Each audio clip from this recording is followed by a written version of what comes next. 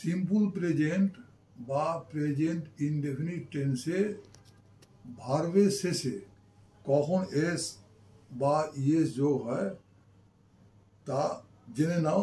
এটা অনেকের সমস্যা। সাবজেক্ট যখন আই ইউ হবে তখন তো ভার্বে কোনো দিনই এস বা ইএস যোগ হবে না।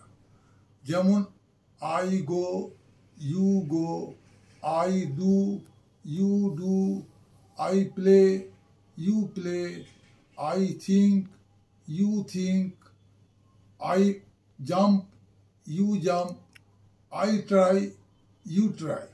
কিন্তু I আর ইউ ছাড়া বলছি নিয়মটা যে আই ইউ ছাড়া যদি দেখো সাবজেক্টটি এক বচন এস ইএস যোগ করে ভার্বকে করো বহু বচন, অর্থাৎ সাবজেক্টটা যদি সিঙ্গুলার হয় ভার্বটা হয়ে যাবে প্লুরাল, সাবজেক্ট যদি প্লুরাল হয় ভার্বটা হবে সিঙ্গুলার, ঠিক উল্টে যাবে।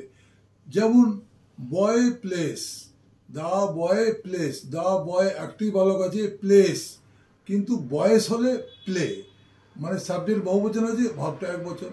আর আগেটা বললাম দা বয় প্লেস, সাবজেক্ট এক বচন ভার্বটা বহু বচন। ঠিক তেমনি হি গোস, হি আছে সেজন্য গোস, সি গোস, কিন্তু দে, দে মানে তারা, দে গো, অর্থাৎ সাবজেক্ট দে মানে তারা বহু বচন, ওই জন্য এখানে গো।